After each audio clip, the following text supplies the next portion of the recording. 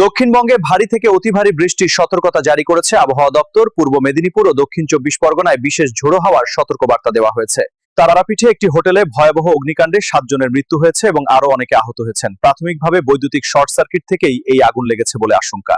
বঙ্গোপসাগরে তৈরি হয়েছে নতুন একটি নিম্নচাপ, যা পূর্ব ভারতে ভারী বৃষ্টির সম্ভাবনা তৈরি করেছে। বর্ষার প্রভাব আরো বাড়তে পারে এই সক্রিয় সিস্টেমের ফলে।